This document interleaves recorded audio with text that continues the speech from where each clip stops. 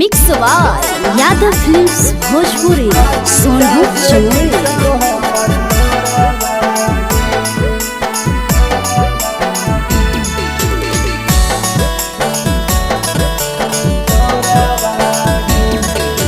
आज कौमारा कल्हे आई तो बरतिया अखिया से गिरौ हमर लोरावागे तोड़ी देनी जानू हमर शीशा नियन दिलावा अखिया से गिरौ हमर लोरावागे दोसर नाम के मेहदी जानू रचैनी अपन हाथवा अखिया से गिरौ हमर लोरावागे आज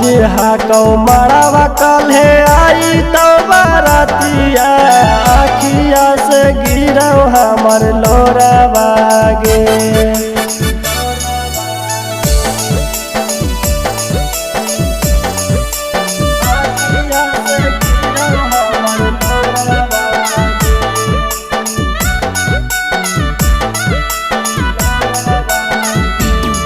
अगला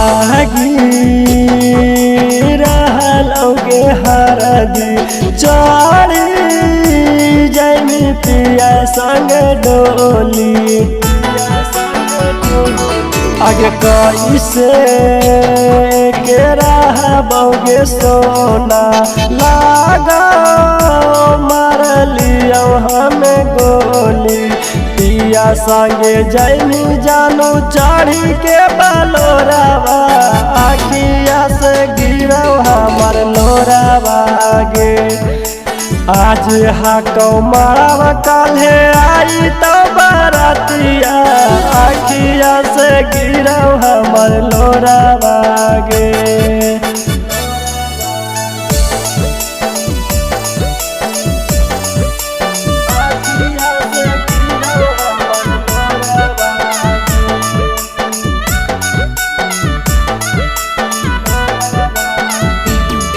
आगे घूमो हाली हाथ जोड़ी हमारा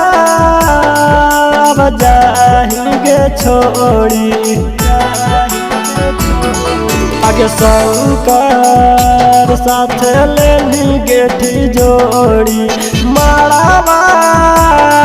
में लेनी साथ फेरी शुभम के धोखा दे के तोड़ देनी दिलावा आखिया से गिरौ हमर लोरावागे आज कौमारा कल्हे आई तो बरतिया अखिया से गिरौ हमर लोरावागे।